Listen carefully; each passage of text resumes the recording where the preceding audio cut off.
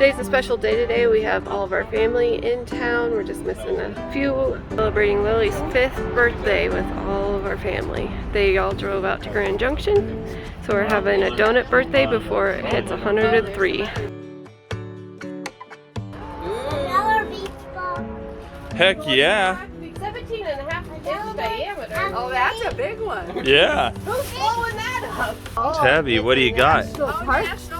Nice. Welcome. Happy birthday.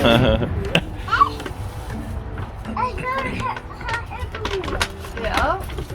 Do you remember doing these with Kaylee? Yeah. Dear Lily, today's your day to be a star and everyone agrees you are. So make a wish and celebrate and have a day that's really great. Happy birthday. Love you so much, Grandma and Grandpa. Wow, look at the colors. All right, go check out your room.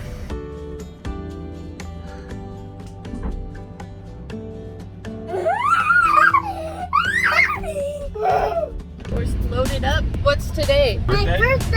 How old are you? 5. 5. And we're heading up the Colorado National Monument today. Let's go explore. Alright, so we're at the Fruita Canyon View. It's a little pull off with overview of the whole entire canyons. You can see all the road that you just came up.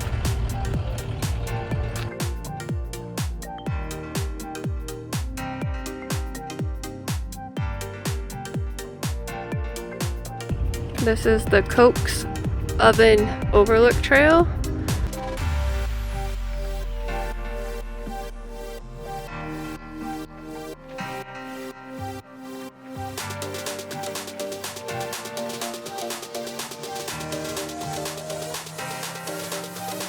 They call this pothole life. The sandstone erodes and they are now considered to be potholes, and so when it rains, water forms.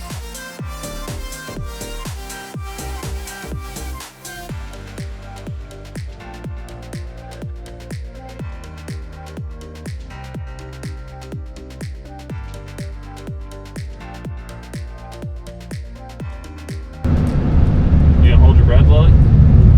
Okay.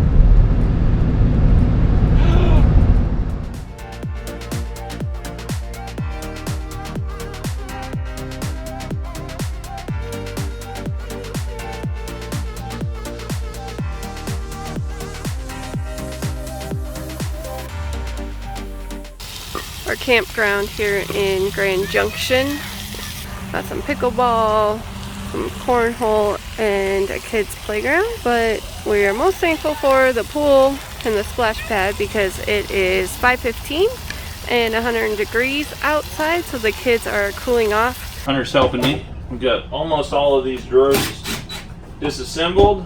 I guess we got all the drawers pulled. Pull the base plate. Looks like underneath here, this is what you got. The heater comes out this end, so I'll probably reroute that. Shelves torn out, everything there. Disconnected this top part, took out all the braces along here. You can see where they were screwed right into the sides. Those came out pretty easily. We'll have to get a Dremel and cut this brace here and back here on that one there, because we're gonna need every bit of the width. We're gonna need all of the width of this cabinet. Fun story, the back of this, or the faceplate on the register was screwed between the cabinet and the support, so I had to undo that and then just put it back for temporary shoring. Should have plenty of room there. This will slide back, and I'll have to rework the toe kicks to make it look right. I might have to go get some additional toe kicks that the real thin ones and tack them into place once everything's where it needs to be. So quick run to Lowe's that turned into like an hour and a half there because we had to wait for over 30 minutes just for somebody to unlock the cabinet to get the tool. So now we're gonna cut this. We'll cut a couple of these pieces for the base, kind of shore this up, redo the edge, and should be ready for the new washer to go in here. So I got this board off here. It looks like they did actually support part of this on that corner, so I don't need to go all the way in. So on this other side, I'm actually just going to trim this back here so that if there's any support there, we've got horizontal support, and then I'll actually add something back in here just to support this into the counter here. I'm going to go ahead and cut this and throw a cap on it. This vent comes out both sides of the island, so we're just going to cap this. It'll increase airflow in the rest of the rig. We've still got the fireplace here, but versus having two registers that are right next to each other, that looks silly.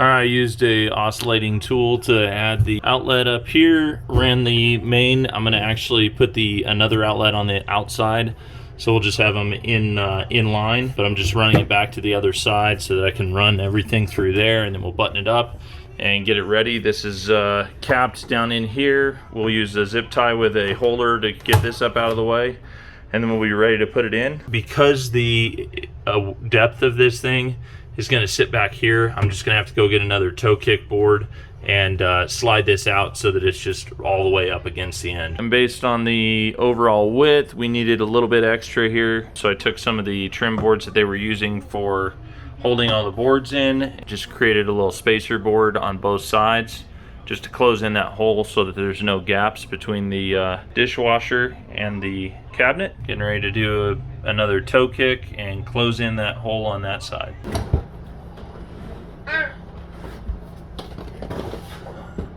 Hunter, no.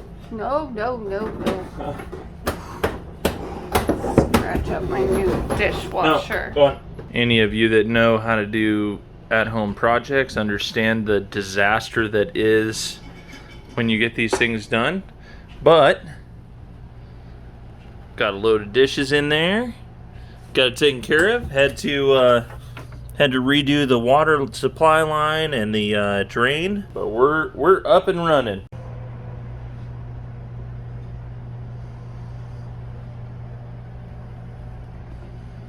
Thanks for coming on this adventure with us. Join us next week as we go on another fun family RV adventure.